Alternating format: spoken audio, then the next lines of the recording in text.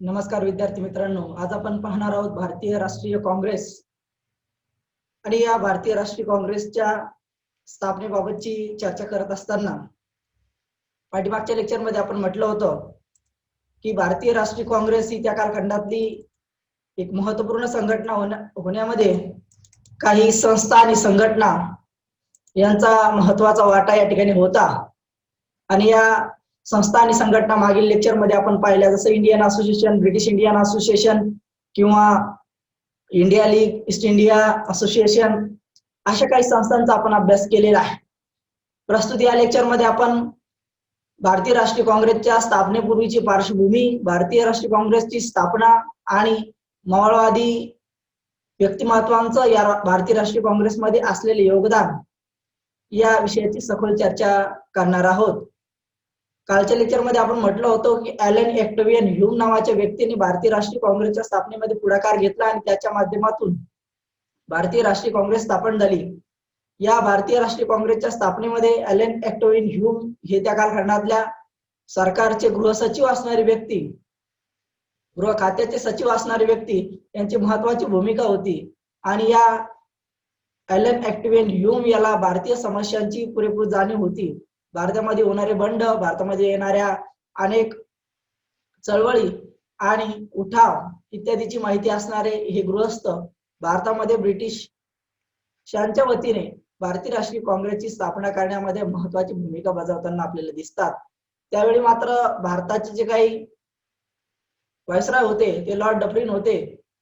भारतीय राष्ट्रीय काँग्रेसच्या स्थापनेच्या वेळी भारताचे व्हाईसरॉय लॉर्ड डफरिन होते आणि त्यांनी इंडियन नॅशनल युनियन नावाची संस्था सुरुवातीच्या कालखंडामध्ये स्थापन करण्यास ॲलन ऑक्टेवियन ह्यूम यास अनुमती दिली आणि ॲलन ऑक्टेवियन ह्यूम यांनी भारतीय राष्ट्रीय काँग्रेसच्या स्थापनेस या ठिकाणी हातभार लावण्याचं काम केलं, ती संस्था उभी करण्याचं काम केलं। भारतीय राष्ट्रीय काँग्रेस ही सुरुवातीच्या कालखंडामध्ये इंडियन नॅशनल युनियन म्हणून या ठिकाणी काम करत होती। नंतरच्या कालखंडामध्ये जर भारतीय राष्ट्रीय काँग्रेसची स्थापना हा विषय जर आला तर एवढं नक्कीच म्हणावं लागेल की if Hume is the father of Indian national Congress, Lord Dufferin is the grandfather of Indian national Congress. म्हणजे जर ह्यूम हा भारतीय राष्ट्रीय काँग्रेसचा पिता असेल तर या ठिकाणी भारतीय राष्ट्रीय काँग्रेसचे पितामह म्हणून डफरिनला आपण ओळखतो। म्हणजे डफरिन हा महत्वाचा आहे। म्हणजेच काय तर डफरिन हा त्या कालखंडातील व्हाईसरॉय होता। कदाचित डफरिन म्हटला असता की भारतीय राष्ट्रीय काँग्रेसची स्थापना करायची नाही, तर डफरिन हा या ठिकाणी डफरिनने अशी आज्ञा दिल्यानंतर ॲलन ह्यूम किंवा ॲलन ऑक्टेवियन ह्यूम यानं भारतीय राष्ट्रीय काँग्रेसची स्थापना केली नसती, कारण व्हाईसरॉय हा गृहसचिवापेक्षा या ठिकाणी मोठा असतो आणि त्या व्हाईसरॉयच्या आज्ञा संपूर्ण भारतामध्ये या ठिकाणी पाळल्या जात असतात। याचाच अर्थ आहे की डफरिन यांनी ह्यूमची जी कल्पना आहे ती उचलून धरली आणि नंतरच्या कालखंडामध्ये भारतीय राष्ट्रीय काँग्रेसच्या स्थापनेस परवानगी दिली। इंग्लंडमध्ये विरोधी पक्ष जसे काम करतात त्याच पद्धतीने ही संघटना काम करेल अशा पद्धतीची चर्चा या ठिकाणी भारतीय पातळीवरती करण्यात आली आणि भारतीय राष्ट्रीय काँग्रेस ही एक संस्था आणि संघटना स्थापन करण्याचं उद्दिष्ट पूर्ण करण्याचं धोरण राबविण्यात आलं। सांगण्याचं तात्पर्य एकच आहे की भारतीय राष्ट्रीय काँग्रेसच्या स्थापनेमध्ये या ह्यूम आणि डफरिन या दोन व्यक्तींची महत्त्वाची भूमिका राहिलेली आहे। यांच्या भूमिकांच्या माध्यमातून भारतीय राष्ट्रीय काँग्रेस खऱ्या अर्थाने उभा राहू शकली किंवा भारतीय राष्ट्रीय काँग्रेसची स्थापना झाली। ह्यूम नावाचा व्यक्ती याला डफरिनची संमती भारतीय राष्ट्रीय काँग्रेसच्या स्थापनेसाठी अत्यंत महत्त्वाची होती आणि म्हणून पुढच्या कालखंडामध्ये अनेक पुढाऱ्यांशी चर्चा करून 1885 च्या अखेरीस भारतीय राष्ट्रीय सभेचं अधिवेशन निश्चित करण्याचं ठरलं आणि भारतीय राष्ट्रीय काँग्रेस एक नवीन संस्था भारतीय लोकांच्या हितासाठी, भारतीय लोकांच्या समस्या मांडण्यासाठी किंवा इंग्लंड मधल्या विरोधी पक्षासारखी एखादी संघटना निर्माण करावी अशाच पद्धतीचा उद्देश सुरुवातीच्या कालखंडामध्ये ठेवण्यात आला आणि संघटना स्थापन करण्यात आली। पुणेकर मंडळी या अधिवेशनाची तयारीस लागली होती, परंतु पुण्यामध्ये कोलाराची साथ त्या कालखंडामध्ये आली आणि म्हणून पुण्याऐवजी हे भारतीय राष्ट्रीय काँग्रेसचे जे अधिवेशन आहे, पहिलं अधिवेशन ते मुंबई या ठिकाणी भरलं आणि 28 डिसेंबर 1985 रोजी हे अधिवेशन मुंबई या ठिकाणी भरविण्यात आलं। म्हणजेच भारतीय राष्ट्रीय काँग्रेसचं पहिलं अधिवेशन 28 डिसेंबर 1985 एवढं आपण लक्षात ठेवलं पाहिजे. या पहिल्या अधिवेशनामध्ये इंडियन नॅशनल काँग्रेसची अधिकृतपणे घोषणा करण्यात आली. इंडियन नॅशनल काँग्रेस म्हणजे भारतीय राष्ट्रीय काँग्रेस ही भारताची हित जपणारी एक संस्था असेल. भारतीय लोकांतील वाढता असंतोष कमी व्हावा, त्याचबरोबर ब्रिटिशांच्या राजकारणामुळे निर्माण होणारी एकूण प्रतिक्रिया आणि पडसाद यांचं प्रमाणही कमी व्हावं, म्हणजेच काय तर भारतीय राष्ट्रीय काँग्रेस ही संस्था स्थापन करण्यापाठीमागचा इंग्रज सरकारचा उद्देश हाच असावा की भारतातील उठाव, बंडे आणि किंवा इतर सगळ्या गोष्टी ज्या असंतोष आहे याला कशा पद्धतीने कमी करायचं, तर मग भारतीय लोकांना कुठल्या तरी एखाद्या संघटनेमध्ये अडकून द्यायचं आणि त्या संघटनेचं काम पाहतील, संघटनेच्या माध्यमातून अर्ज विनंत्या करतील आणि आपल्यापर्यंत मागण्या घेऊन येतील, म्हणजे ते बंड आणि उठाव करणार नाहीत. यामुळे ही भारतीय राष्ट्रीय काँग्रेस स्थापन करण्यात आली होती. आणि लॉर्ड डफरिनची सुद्धा हीच भूमिका होती की भारतीय राष्ट्रीय काँग्रेस स्थापन करून एक प्रकारचा सुरक्षा, ब्रिटिश सरकारच्या सत्तेसाठी सुरक्षा निर्माण करायची की जी आंदोलन, उठाव आणि बंडे याच्या माध्यमातून होतात ती थांबली पाहिजेत. त्याचबरोबर असं करून एका अर्थाने डफरीने त्या कालखंडामध्ये भारतीय लोकांसाठी संघटना जी ओपन करून दिली त्यामध्ये दोन उद्देश या ठिकाणी होते. एक तर बंडे या ठिकाणी शमली पाहिजेत, उठाव या ठिकाणी कमी झाले पाहिजेत, आणि दुसरं म्हणजे भारतीय लोकांना त्यांची स्वतःची एखादी संस्था मिळाल्याचा आनंद सुद्धा किंवा सुख सुद्धा मिळालं पाहिजे. म्हणजे काय तर एकीकडे भारतीय प्रतिकाराची जी काही तलवार आहे तिला बोथट करण्याचं काम त्या कालखंडामध्ये ब्रिटिश सरकारच्या माध्यमातून या ठिकाणी झालं. आणि म्हणून तत्कालीन कालखंडामध्ये ब्रिटिश सरकारने स्थापन केलेली भारतीय राष्ट्रीय काँग्रेस ही या ठिकाणी एक सेफ्टी वॉल्व थेअरी म्हणून या ठिकाणी वापरण्यात आली. भारतीय राष्ट्रीय काँग्रेसची स्थापना ज्या व्यक्तींनी केली, ज्या परिस्थितीत केली आणि ज्या ध्येय उद्दिष्टांनी प्रेरित होऊन केली त्याबाबत काही इतिहासकारांनी प्रतिक्रिया व्यक्त केल्या. त्यामध्ये डॉक्टर पट्टाभी सीतारामय्या नावाच्या व्यक्तीने प्रतिक्रिया व्यक्त केली. काँग्रेसच्या स्थापनेची मूळ कल्पना कोणाची हे अजून गूढच राहिले आहे, म्हणजे मूळ कल्पना कोणाची आहे की इंडियन नॅशनल काँग्रेस स्थापन करण्यात यावी हे गूढच आहे. आणि म्हणून काँग्रेसच्या स्थापनेबाबत एका मतानुसार काँग्रेस स्थापन करण्यात आली. त्यामध्ये अनेक नेत्यांना पुढाकार घेतला. त्याच्या पाठीमागे एक विचार सांगण्यात आला की भारतीय राष्ट्रीय काँग्रेस ही सेफ्टी वॉल्व थेअरी म्हणून या ठिकाणी निर्माण करण्यात आली. म्हणजे लाला लजपत राय यांनी सेफ्टी वॉल्व थेअरी नावाचा सिद्धांत मांडला आणि या Lala Lajpat रायांनी safety valve theory म्हणजे सुरक्षा झडप सिद्धांत, एखाद्या गोष्टीची सुरक्षा करायची असेल, ब्रिटिश सरकारच्या सत्तेची सुरक्षा करायची असेल तर भारतीय लोकांना कुठल्या तरी संस्था आणि संघटनेमध्ये सामील होण्यासाठी सांगून त्यांच्या मागण्या फक्त अर्ज आणि विनंतीद्वारेच स्वीकारायच्या, म्हणजे ब्रिटिश सरकारला या ठिकाणी समोरासमोर प्रतिकार करण्याची कुठलीही आवश्यकता नाही. अशा पद्धतीची रचना या भारतीय राष्ट्रीय काँग्रेसच्या सेफ्टी वॉल्व थेअरी म्हणजे सुरक्षा झडप सिद्धांत नावाच्या सिद्धांतामध्ये लाला लजपत राय यांनी या ठिकाणी केलेले आहे. त्याचबरोबर लाला लजपत रायांनी हा जो काही सेफ्टी वॉल्व थेअरी मांडला, या सेफ्टी वॉल्व थेअरीच्या उलट बाजूने गोपाळकृष्ण गोखले यांनी तडीत चालक सिद्धांत या ठिकाणी मांडला. आणि या तडीत चालक सिद्धांताच्या माध्यमातून त्याने असं म्हटलं की भारतीय राष्ट्रीय काँग्रेस जरी एक सेफ्टी वॉल्व थेअरी म्हणून ब्रिटिशांनी निर्माण केली असली तरी सुद्धा पुढच्या कालखंडामध्ये भारतीय लोकांनी तिचा वापर तडीत चालक सिद्धांत म्हणून केला. म्हणजे काय तर भारतीय लोकांनी तिचा एक शक्ती म्हणून वापर केला आणि शक्ती म्हणून वापर करून पुढच्या कालखंडामध्ये ब्रिटिशांचा विरोध करण्यासाठी भारतीय राष्ट्रीय काँग्रेस ही महत्वाची संघटना त्या कालखंडामध्ये निर्माण झाली आणि जिने भारतीय लोकांना संघटित करून किंवा भारतीय मध्यम वर्गाला संघटित करून त्या कालखंडामध्ये ब्रिटिश सरकारचा प्रतिकार केला. आणि हा प्रतिकार म्हणजे एका अर्थाने ब्रिटिश सरकारसाठी मोठा आघात होता की त्यांनीच ही संघटना त्यांच्या सुरक्षेसाठी निर्माण केली आणि ही त्यांच्याच विरोधात उभी राहिली. अशा पद्धतीची दोन मत या ठिकाणी आहेत. एक मत आहे ब्रिटिशांच्या फायद्यासाठी सुरक्षा झडप म्हणून, दुसरं म्हणजे भारतीय राष्ट्रीय काँग्रेस ही तडीत चालक सिद्धांत म्हणून किंवा भारतीय लोकांची एक शक्ती म्हणून वापरण्यात आली. अशा पद्धतीची दोन मतं भारतीय राष्ट्रीय काँग्रेसच्या स्थापनेबाबत व्यक्त केलेली दिसतात. आणि म्हणून भारतीय राष्ट्रीय काँग्रेस ही काय अचानक स्थापन झालेली संघटना नाही, कदाचित तिच्यामध्ये खूप असा विचार आणि विमर्श करण्यात आलेला असेल, तिच्या स्थापनेच्या पूर्वी खूप अशी चर्चा या ठिकाणी झाली असेल. या चर्चेच्या नंतरच्या कालखंडामध्ये भारतीय राष्ट्रीय काँग्रेस स्थापन झालेली आहे. म्हणजेच काय तर भारतीय राष्ट्रीय काँग्रेस ही जरी डफरीन आणि त्याचे सहकारी असणारे ॲलन ॲक्टिव्ह ह्यूम यांच्या विचारातून निर्माण झाली असली तरी भारतीय लोकांचा सहभाग सुद्धा या भारतीय राष्ट्रीय चळवळीच्या उभारणीसाठी महत्वपूर्ण आहे, हे आपण लक्षात घेतलं पाहिजे. 17 प्रमुख भारतीय पुढाऱ्यांच्या भेटी या ठिकाणी झाल्या आणि नंतरच्या कालखंडामध्ये थिओसॉफिकल सोसायटीच्या बैठकीला 17 जे काही मेंबर होते त्यांची चर्चा झाली आणि पुढच्या कालखंडामध्ये सर्वानुमते किंवा काँग्रेसची स्थापना करण्यापाठीमागे खूप चर्चा विमर्श या ठिकाणी झालेला आणि या चर्चा विमर्शानंतर ही संस्था स्थापन झाली.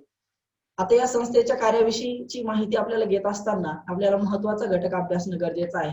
मौळवादी आणि जहालवादी यांच्या धोरणे आणि कार्यांचं स्वरूप. जर आपण मौळवादी आणि त्यांच्या कार्याचं स्वरूप किंवा त्यांची धोरणे जर पाहिली तर आपल्याला भारतीय राष्ट्रीय काँग्रेसच्या स्थापनेविषयीची कल्पना स्पष्टपणे येऊ शकते. आणि म्हणून मौळवादी आणि जहालवादी यांच्या धोरणाचा अभ्यास करायचा. हाही प्रश्न परीक्षेला येतो की मौळवादाची कार्यपद्धती स्पष्ट करा आणि म्हणून हे आपण सर्वांनी लक्षात ठेवलं पाहिजे. तर बघा 28 आणि 30 डिसेंबर 1885 रोजी 3 दिवस भारतीय राष्ट्रीय काँग्रेसचं पहिलं अधिवेशन मुंबई या ठिकाणी भरलं. त्या अधिवेशनाचे अध्यक्ष होते उमेशचंद्र बॅनर्जी आणि गोकुळदास तेजपाल संस्कृत महाविद्यालय इथल्या सभागृहामध्ये हे अधिवेशन भरवण्यात आलं. या अधिवेशनाला संपूर्ण देशातून जवळपास 72 प्रतिनिधी या ठिकाणी हजर होते. म्हणजे या ठिकाणी 2-3 ऑब्जेक्टिव्ह क्रिएट होतात. ते म्हणजे काय तर भारतीय राष्ट्रीय काँग्रेसचं पहिलं अधिवेशन कधी झालं तर 1885 कुठे झालं, मुंबई झालं. मुंबईत कुठे झालं तर तेजपाल संस्कृत कॉलेज किंवा महाविद्यालय इथे झालं. किती प्रतिनिधी हजर होते तर 72 प्रतिनिधी हजर होते आणि या 72 प्रतिनिधीमध्ये प्रामुख्याने दादाभाई नौरोजी, के.टी. तेलंग, दिनशा वाचा, जी सुब्रमण्यम, गंगासागर शर्मा, तय्यबजी, केशव पिल्ले, वीर राघवाचार्य, एन.जी. चंदावरकर, गिरिजाभूषण मुखर्जी, आनंदाचार्लू, मोतीलाल नेहरू अशी अनेक नावे आपल्याला सांगता येतील जी त्या पहिल्या अधिवेशनाला या ठिकाणी हजर होते. म्हणून भारतीय राष्ट्रीय काँग्रेसच्या या पहिल्या अधिवेशनामध्ये 1885 ला स्थापन झालेल्या या भारतीय राष्ट्रीय काँग्रेसची काही उद्दिष्टे, हे धोरणे या ठिकाणी ठरविण्यात आली की येणाऱ्या कालखंडामध्ये भारतीय राष्ट्रीय काँग्रेस ही कशा पद्धतीने काम करणार आहे, भारतीय राष्ट्रीय काँग्रेसच्या स्थापनेचे काय उद्देश आहे, का स्थापन करण्यात आली ही संघटना. तर या पहिल्या अधिवेशनामध्ये म्हणजेच काय तर 28 आणि 30 डिसेंबर 1885 या 3 दिवसीय चालणाऱ्या या अधिवेशनामध्ये या भारतीय राष्ट्रीय काँग्रेसची ध्येय धोरणे ठरविण्यात आली. जे अधिवेशन मुंबईला भरलं होतं ज्याचे अध्यक्ष उमेशचंद्र बॅनर्जी होते, जे या ठिकाणी तेजपाल संस्कृत महाविद्यालयामध्ये भरलं होतं, ज्याच्यामध्ये 72 प्रतिनिधी या ठिकाणी हजर होते. हे वारंवार सांगण्याचं कारण असं आहे की हेच प्रश्न परीक्षेला सातत्याने येत असतात. आणि म्हणून आपण आता पाहणार आहोत भारतीय राष्ट्रीय काँग्रेसच्या स्थापनेची उद्दिष्टे कोणकोणती आहेत. तर भारतीय राष्ट्रीय काँग्रेस ही एक संघटना जेव्हा स्थापन झाली, कुठल्याही संघटनेच्या स्थापनेपूर्वी तिची उद्दिष्टे, ध्येय धोरणे या ठिकाणी ठरवण्यात येत असतात. तशीच काँग्रेसची काही ध्येय धोरणे आहेत आणि म्हणून त्यातलं पहिलं भारतीय राष्ट्रीय काँग्रेसचं ध्येय धोरण आहे देश हितासाठी कार्य करणाऱ्या आणि भारतातील विविध प्रांतात राहणाऱ्या कार्यकर्त्यांचा परस्पर परिचय करून त्यांच्यामध्ये सहकार्याची भावना निर्माण करणे. म्हणजेच काय तर भारतीय राष्ट्रीय काँग्रेस स्थापन होण्यापाठीमागे महत्वाची भूमिका ही होती की वेगवेगळ्या प्रांतातील वेगवेगळ्या नेते मंडळी, कार्यकारी मंडळी किंवा स्वातंत्र्य चळवळीविषयी आस्था असणाऱ्या मंडळींना एकत्र करायचं आणि या लोकांना एकत्र करून या लोकांचा लोकसंपर्क वाढवून त्यांच्यामध्ये सहकार्याची भावना निर्माण करायची. म्हणजे काय तर भारतीय लोकांना प्रचंड प्रमाणात जागृती करून एकत्रित आणायचं आणि त्यांच्यामध्ये पारस्परिक वैचारिक प्रक्रिया घडून आणायच्या, ज्याच्या माध्यमातून राष्ट्रीय एकत्वाची भावना प्रत्येक जनमानसामध्ये निर्माण होईल. आणि या जनमानसामध्ये जर अशा पद्धतीची भूमिका निर्माण झाली तर भारतीय लोक लवकर एकत्र येतील आणि एकत्र येण्याने त्यांच्यामध्ये राष्ट्रवादाची रुजवणूक होईल. राष्ट्रवाद एकदा का निर्माण झाला तर हे लोक भारतीय स्वातंत्र्य चळवळीसाठी उपयुक्त भूमिका निभावण्यामध्ये महत्वाची कार्यपद्धती तयार करतील आणि या कार्यपद्धतीच्या माध्यमातून भारतीय स्वातंत्र्य चळवळीस हातभार लागेल. आणि म्हणून भारतीय राष्ट्रीय काँग्रेस स्थापनेचा पहिला उद्देश होता की विविध प्रांतातील विविध कार्यकर्त्यांचा परस्पर परिचय करून त्यांच्यामध्ये सहकार्याची भावना वाढीस लावणे. दुसरा भारतीय राष्ट्रीय काँग्रेसच्या स्थापनेचा उद्देश होता की भारतीय राष्ट्रीय काँग्रेस ही कुठल्याही एका जाती धर्माशी निगडीत अशी संस्था नव्हती आणि म्हणून तिने दुसरा उद्देश असा ठेवला की धार्मिक, वांशिक आणि जातीय पूर्वग्रह दूर करून त्या सर्व लोकांमध्ये ऐक्य भावना निर्माण करणे किंवा ऐक्य भावना वाढीस लावणे.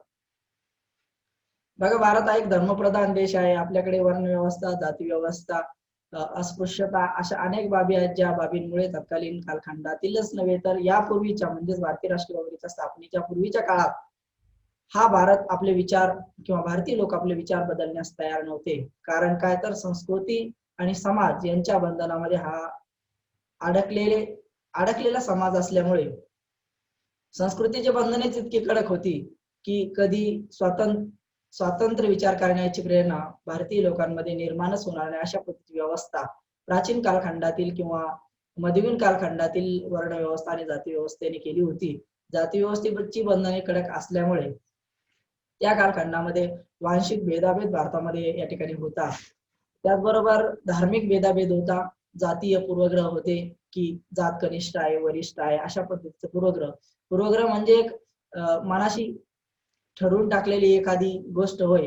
म्हणजे पूर्वग्रह हे मनामध्ये साठवून ठेवलेले एक विचार असतात ज्या विचारांना कुठे प्रवाहित केलेलं नसतं आणि म्हणून ते साठलेले विचार हे दुरुपयोगी झालेले असतात. अशा पद्धतीचे पूर्वग्रह म्हणजेच काय तर भारतीय राष्ट्रीय काँग्रेसने दुसरं उद्देश ठेवलं की आपल्याला जाती, धर्म, वंश याच्या पलीकडे जाऊन काम करायचं आहे आणि याच्या माध्यमातून ऐक्य भावना वाढीस लावायची आहे. तिसरं महत्वाचं उद्दिष्ट भारतीय राष्ट्रीय काँग्रेसच्या स्थापनेचं होतं ते म्हणजे भारतीय समाजाच्या भिन्न समस्या आहेत त्यावरती मनमोकळेपणाने आणि तपशीलवार चर्चा करायची आणि त्या संबंधित मते जाणून घ्यायची आणि सामाजिक प्रश्नावर उपाय शोधायचे. सांगण्याचं तात्पर्य आहे की भारतीय लोकांच्या तत्कालीन कालखंडामध्ये ज्या अनेक प्रकारच्या समस्या होत्या त्या अनेक प्रकारच्या समस्यांना वाचा फोडून या समस्येची सोडवणूक करण्यासाठी एक तपशीलवार चर्चा करावी, विचार करावा, मनमोकळेपणाने त्यावर चर्चा व्हावी आणि परस्परांची मते जाणून त्यावरती काय समस्येचं निराकरण कशा पद्धतीने करता येईल हाच विचार सातत्याने या ठिकाणी मांडण्यात यावा. आणि म्हणून हा विचार नुसता मांडण्यात येऊ नये तर त्या विचार केलेल्या गोष्टीवरती काही समस्येचं निराकरण करण्यासाठी उपाय सुद्धा शोधण्यात यावे. समस्या या प्रत्येक काळामध्ये निर्माण होत असतात. समस्या उभी राहिली की तिला कोणताच पर्याय नसतो, तिच्यावरती निराकरण करणं हा त्याचा सर्वात मोठा पर्याय असतो. आणि म्हणून तत्कालीन भारतीयांचे अनेक प्रश्न होते जे राजकीय स्वरूपाचे, धार्मिक स्वरूपाचे, आर्थिक स्वरूपाचे किंवा सांस्कृतिक आणि इतर स्वरूपाचे प्रश्न होते. ज्या प्रश्नांना सोडवणं अत्यंत महत्वाचं होतं ते प्रश्न सोडविण्यासाठी भारतीय राष्ट्रीय काँग्रेसने चर्चा घडून आणून काही उपाय सुचवावेत, काही उपाय शोधावेत अशा पद्धतीची रणनीती ठरविण्यात आली. भारतीय राष्ट्रीय काँग्रेसच्या स्थापनेचं चौथं महत्वाचं वैशिष्ट्य आहे की भारतीय राष्ट्रीय काँग्रेस ही का स्थापन करण्यात यावी तर भारतीय राष्ट्रीय काँग्रेस ही भारतीय परिक्षेत्रामध्ये सार्वजनिक कार्य किंवा सार्वजनिक कामे करण्यासाठी या ठिकाणी ही संस्था स्थापन करण्यात आलेली आहे. म्हणून काय तर प्रत्येक व्यक्तीचं भारतीय राष्ट्रीय काँग्रेसच्या सदस्याचं हे महत्वाचं काम आहे की या कालखंडातील लोकांच्या समस्या सोडत असताना सार्वजनिक जे काही महत्वाचे प्रश्न आहेत या सार्वजनिक महत्वाच्या प्रश्नावर या ठिकाणी चर्चा झाली पाहिजे. आणि म्हणून भारतीय राष्ट्रीय काँग्रेसच्या सुरुवातीच्या कालखंडातली ही त्यांची उद्दिष्टे होती किंवा हे त्यांचे सर्व उद्देश होते ज्या उद्देशाच्या माध्यमातून ही संस्था स्थापन करण्यात आली होती. सांगण्याचं तात्पर्य आहे की भारतीय राष्ट्रीय काँग्रेस ही भारतातील पहिली अखिल भारतीय पातळीवरती महत्वाची संस्था होती. यापूर्वी अशा पद्धतीची अखिल भारतीय पातळीवरती कुठलीही संस्था अस्तित्वात नव्हती. आणि म्हणून भारतीय राष्ट्रीय काँग्रेसच्या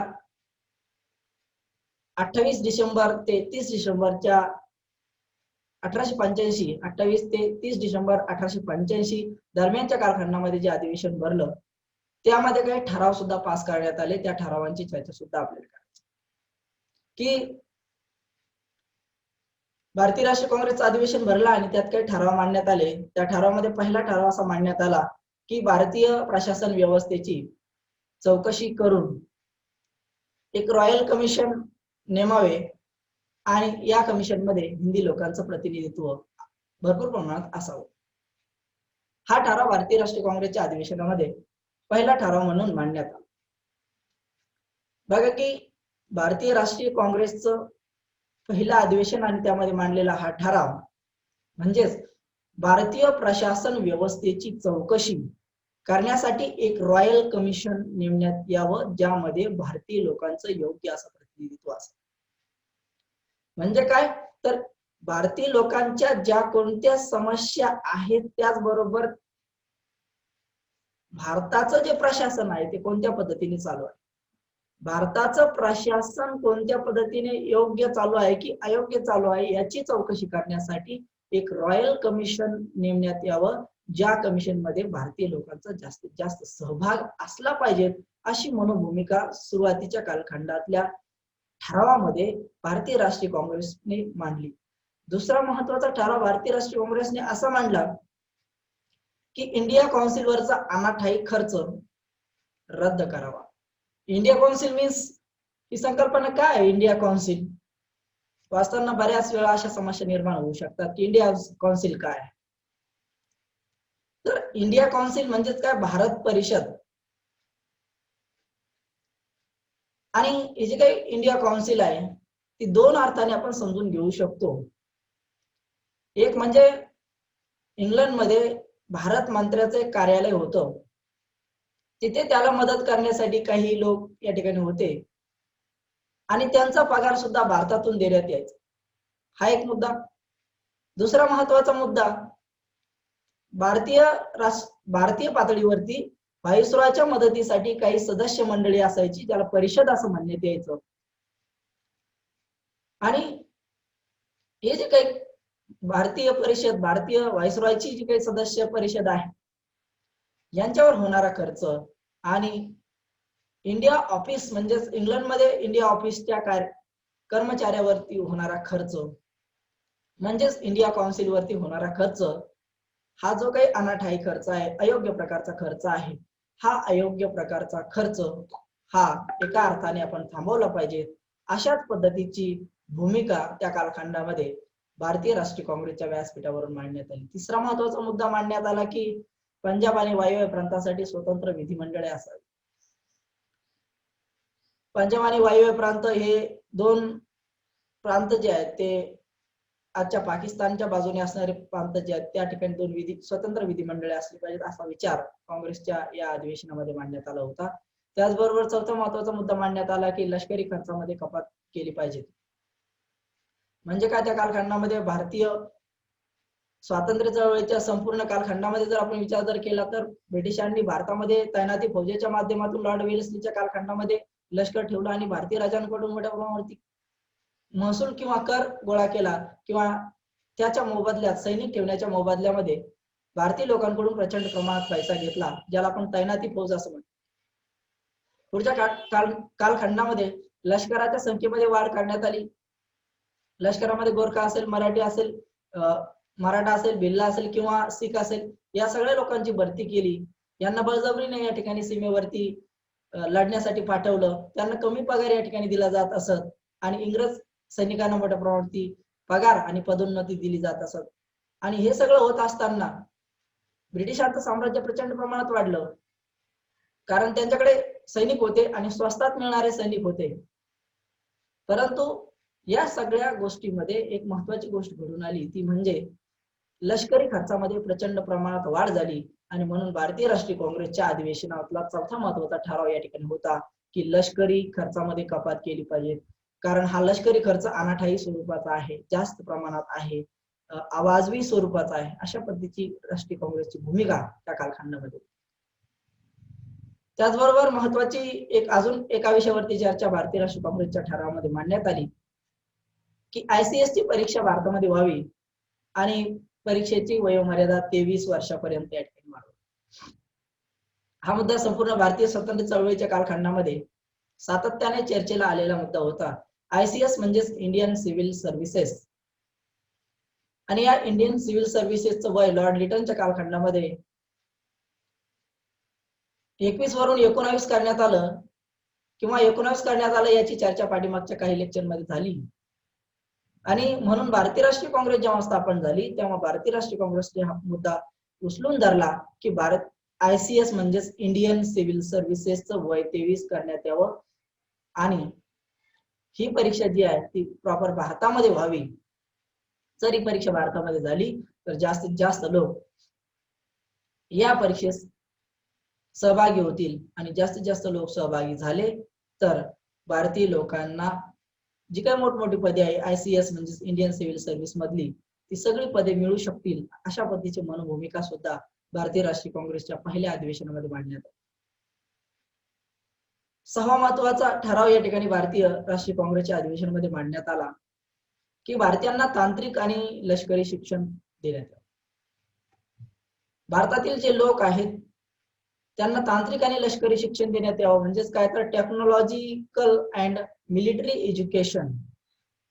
टेक्नॉलॉजिकल आणि मिलिटरी एज्युकेशन जर भारतीय लोकांना दिलं, तांत्रिक आणि लष्करी शिक्षण भारतीय लोकांना दिलं तर त्यांच्या कौशल्यामध्ये वाढ होईल आणि त्यांना रोजगाराच्या संधी सुद्धा मोठ्या प्रमाणात उपलब्ध होतील. अशा पद्धतीची एक भूमिका भारतीय राष्ट्रीय काँग्रेसने प्रतिपादित केली होती. नंतरचा महत्वाचा मुद्दा आहे की न्यायमंडळ आणि कार्यकारी मंडळ एकमेकांपासून वेगळे असले. म्हणजे काय, न्यायपालिका आणि कार्यकारी मंडळ हे दोन जर एकमेकांपासून वेगळे झाले तर भारतीय समाज व्यवस्था व्यवस्थितपणे चालू शकेल, राज्य व्यवस्था व्यवस्थितपणे चालू शकेल. आणि म्हणून भारतीय राष्ट्रीय काँग्रेसच्या या अधिवेशनामध्ये हा सुद्धा एक ठराव मांडण्यात आला की हे काही डिफरंट दोन कार्यकारी मंडळ आहेत किंवा न्यायमंडळ आहेत ते वेगळे वेगळे असले पाहिजेत. त्याचबरोबर प्रांतीय आणि केंद्रीय कायदे मंडळामध्ये लोकनियुक्त प्रतिनिधी संख्येमध्ये वाढ करावी आणि राजकारणासंबंधी त्यांना प्रश्न विचारावेत आणि अर्थ संकल्पांवरती मतदान या ठिकाणी देण्याचा अधिकार या ठिकाणी असावा. म्हणजेच काय तर भारतामध्ये, भारत हा एक संपूर्ण अखंड जो देश आहे, अखंड देशामध्ये अनेक प्रांत त्या कालखंडामध्ये होते. प्रामुख्याने विचार करायचा झाल्यास त्या कालखंडामध्ये मद्रास, मुंबई आणि कलकत्ता ही जी काही प्रेसिडेन्सीज आहे या प्रेसिडेन्सीच्या व्यतिरिक्त सुद्धा काही प्रांत त्या कालखंडामध्ये होते. आणि या प्रांतामध्ये जास्तीत जास्त लोकनियुक्त म्हणजे लोकांनी निवड केलेले सदस्य दावेत. त्याचबरोबर त्यांनी राजकारणासंबंधी काही महत्वाच्या भूमिका घ्याव्यात. त्यांनी घेतलेल्या भूमिकावरती जनतेने प्रश्न विचारावेत आणि स्वतंत्र प्रांतासाठी एक अर्थसंकल्प जो आहे त्या अर्थसंकल्पावरती सुद्धा मतदान घेण्यात यावं. अर्थसंकल्प सुधारित स्वरूपाचा असावा, अशा पद्धतीची भूमिका सुद्धा भारतीय राष्ट्रीय काँग्रेसच्या या पहिल्या अधिवेशनामध्ये मुंबई या ठिकाणी मांडण्यात आली. त्यानंतरचा महत्वाचा मुद्दा मांडण्यात आला की भारतीय इतिहासामध्ये ब्रिटिशांनी अमानुष पद्धतीचे काही कर लावले होते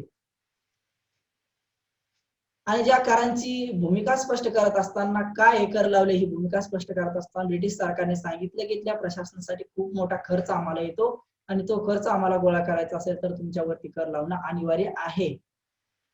आणि म्हणून त्या कालखंडामध्ये ब्रिटिश सरकारने मिठावर सुद्धा कर लावला होता.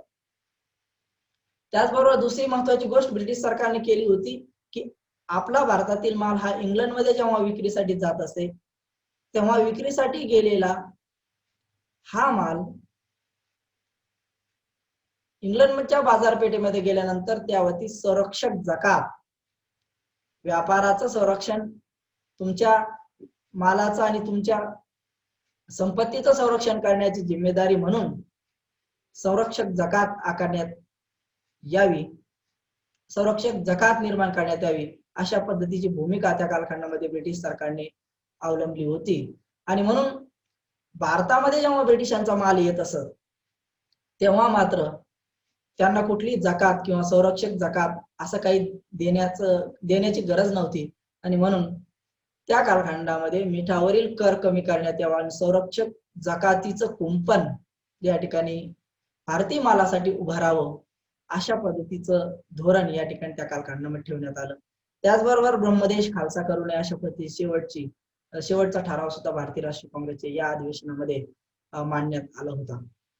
सांगण्याचं तात्पर्य हेच आहे की भारतीय राष्ट्रीय काँग्रेस ही सुरुवातीच्या कालखंडामध्ये जेव्हा स्थापन करण्यात आली तेव्हा तिच्या उद्दिष्टामध्ये ही काही उद्दिष्ट समाविष्ट होती, तिच्या ध्येयधोरणांमध्ये ही काही ध्येयधोरणे समाविष्ट होती. नंतरच्या कालखंडामध्ये जसजसा या संस्थेचा विकास होत गेला तेव्हा तसतसा तिच्या कार्याचा सुद्धा प्रचंड प्रमाणात विस्तार झाला.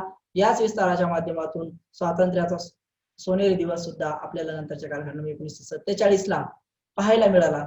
आणि म्हणून एका अर्थाने भारतीय राष्ट्रीय काँग्रेस ही अखिल भारतीय पातळीवरती आपल्या समस्या मांडण्यासाठीच एक स्टेज उपलब्ध करून देण्याचं काम त्या कालखंडामध्ये उदारमतवादी ब्रिटिश अधिकाऱ्याच्या माध्यमातून मला भारतीय राष्ट्रीय काँग्रेसच्या सदस्यांच्या कार्यप्रणालीतून मला उपलब्ध झाल्याचं आपणास दिसून येतं. आणि म्हणून पहिल्या या भारतीय राष्ट्रीय काँग्रेसच्या पहिल्या अधिवेशनासाठी 72 जे प्रतिनिधी हजर होते त्या 72 प्रतिनिधींपैकी 34 मुंबई प्रांतातील होते, 21 मद्रास प्रांतातील होते, तर 3 बंगाल प्रांतातून या ठिकाणी आलेले होते. म्हणजेच काय तर मुंबई प्रांतातील लोकांची संख्या प्रचंड प्रमाणात या भारतीय राष्ट्रीय काँग्रेसमध्ये होती. म्हणजेच काय तर भारतीय राष्ट्रीय काँग्रेस ही खऱ्या अर्थाने महाराष्ट्रामध्ये या संस्थेची सुरुवात झाल्याचे आपल्याला दिसते. बघा की या संस्थेची जे अधिवेशन आहे ते सुरुवातीला पुणे या ठिकाणी भरण्याचं ठरलं होतं, परंतु पुण्यामध्ये कॉलराची साथ आली आणि नंतर ते अधिवेशन मुंबई या ठिकाणी भरलं. आणि म्हणून हे जे काही भारतीय राष्ट्रीय काँग्रेस आहे या भारतीय राष्ट्रीय काँग्रेसमध्ये असणाऱ्या जास्तीत जास्त लोकांपैकी मध्यमवर्गीय लोकांचा जास्तीत जास्त भरणा होता. आणि म्हणून मध्यमवर्गीयाची काँग्रेस म्हणून हिच्यावरती टीका सुद्धा सातत्याने केली जाते. हे प्रतिनिधी प्रामुख्याने सुरुवातीच्या काळात जे प्रतिनिधी हजर राहिले होते त्या प्रतिनिधींमध्ये कोणी बॅरिस्टर म्हणजेच बॅरिस्टर होऊन आलेला इंग्लंड मधून, वकील मंडळी, व्यापारी मंडळी, प्राचार्य मंडळी, प्राध्यापक मंडळी, शिक्षक मंडळी, वृत्तपत्रांचे संपादक, समाज सुधारक अशा पद्धतीचे काही लोक या भारतीय राष्ट्रीय काँग्रेसमध्ये स्थापन झाले. आणि 3 दिवसाच्या या अधिवेशनामध्ये प्रत्येक वक्त्याने ब्रिटिश शासनावरील आपली निष्ठा सुरुवातीच्या कालखंडामध्ये व्यक्त केली. बघा काही गोष्टी काळाची गरज म्हणून कराव्या लागत असतात आणि काही गोष्टी या ठिकाणी परिस्थितीजन्य असतात. याची सुद्धा आपण थोडक्यात माहिती घेतली पाहिजे. ती अशी की सुरुवातीच्या कालखंडामध्ये जेव्हा भारतीय राष्ट्रीय काँग्रेस हे छोटंसं रोपटं होतं, हेच रोपटं जर या ठिकाणी आपल्या प्रकाशाने ब्रिटिश सरकारच्या सत्तेला घातक परिणाम करू इच्छित असेल तर ब्रिटिश सरकार सुरुवातीच्या कालखंडात ब्रिटिश सरकारने ही संस्था नष्ट करून टाकली असती. ज्या पद्धतीने स्थापनेसाठी होकार दिला त्याच पद्धतीने हिचे डिस्ट्रॉय किंवा हिचा नाश करण्यासाठी ब्रिटिश सरकार पुढे सरसावलं असतं. आणि म्हणून सुरुवातीच्या कालखंडामध्ये मवाळवादी नेत्यांच्या किंवा मध्यमवर्गीय शिकलेल्या या लोकांच्या माध्यमातून जेव्हा ही संस्था निर्माण करण्यात आली, ब्रिटिश सरकारने तिला मदत केली, तेव्हा भारतीय राष्ट्रीय काँग्रेस ही एक संस्था स्थापन झाली. याबद्दल सर्व तत्कालीन कालखंडामध्ये असणाऱ्या काँग्रेसच्या सदस्यांनी ब्रिटिश सरकारचे आभार मानले. ब्रिटिश सरकार हेच उत्तम प्रकारचं सरकार आहे अशा पद्धतीची सहानुभूतीची भावना त्या कालखंडामध्ये या ठिकाणी व्यक्त करण्यात आली. त्याचबरोबर भारतीय राष्ट्रीय काँग्रेसच्या स्थापनेमध्ये प्रमुख भूमिका निभावणारे ॲलन ऑक्टेवियन ह्यूम यांचे सुद्धा आभार या अधिवेशनामध्ये मानण्यात आले. आणि इंग्लंड मधील बऱ्याचशा लोकांना असं वाटलं की भारतामध्ये भारतीय राष्ट्रीय काँग्रेस ही संस्था स्थापन करून ब्रिटिश सरकारने स्वतःच्याच पायावरती धोंडा या ठिकाणी दगड पाडून घेतला आहे अशा पद्धतीची भूमिका सुद्धा सुरुवातीच्या कालखंडामध्ये मांडण्यात आली. त्याचबरोबर एक नवी राजकीय जाणीव निर्माण असणारे लोक एकत्र येऊ लागले, नवनवीन विचार प्रतिपादित होऊ लागले, नवी स्फूर्ती, नवी प्रेरणा घेऊन एक नवी भारतीय राष्ट्रीय काँग्रेस पहिल्याच अधिवेशनाच्या नंतरच्या कालखंडामध्ये अशा पद्धतीचं काही कार्य करून जावं, ज्या कार्यांच्या माध्यमातून आपल्याला समोरच्या कालखंडामध्ये कुठली अडचण येणार नाही किंवा भारतीय स्वातंत्र्याचा प्रश्न सहजपणे सोडविता येईल किंवा भारतीयांच्या किमान समस्या सोडून भारतीयांचं प्रतिनिधित्व मंडळामध्ये जास्तीत जास्त संख्या कशा पद्धतीने करता येईल हीच भूमिका सुरुवातीच्या कालखंडामध्ये मांडण्यात आली. उमेशचंद्र बॅनर्जी हे पहिल्या अधिवेशनाचे अध्यक्ष होते आणि हे जे काही उमेशचंद्र बॅनर्जी आहे, या उमेशचंद्र बॅनर्जींनी अध्यक्षीय भाषणामध्ये सुद्धा आपली भूमिका स्पष्ट केली होती. सांगण्याचं तात्पर्य काय की उमेशचंद्र बॅनर्जी यांनी आपल्या भाषणामध्ये म्हटलं होतं की भारतीय राष्ट्रीय काँग्रेस हे जमलेले जे काही प्रतिनिधी आहे भारतीय राष्ट्रीय काँग्रेसच्या अधिवेशनासाठी, यांची उपस्थिती या ठिकाणी भारतीय राष्ट्रीय काँग्रेसच्या विकासासाठी महत्त्वपूर्ण आहे. त्याचबरोबर सुरेंद्रनाथ बॅनर्जींनी ब्रिटिश सरकारप्रती आस्था व्यक्त केली, ब्रिटिश सरकारविषयी निष्ठा व्यक्त केली. ब्रिटिश सरकारने केलेल्या अनेक चांगल्या गोष्टींचा उहापोह सुद्धा इथे करण्यात आला. रेल्वेचे जाळे विणण्याची प्रक्रिया असेल, पाश्चात्य शिक्षणाची सोय असेल, आणि म्हणून ब्रिटिश सरकारशी आपण एकनिष्ठ राहिलं पाहिजे. ब्रिटिश सरकारशी आपण एकनिष्ठ जर राहिलो तर आपल्याला सुधारणाचे अनेक हप्ते मिळू शकतील, आपल्याकडे सुधारणा होऊ शकतील.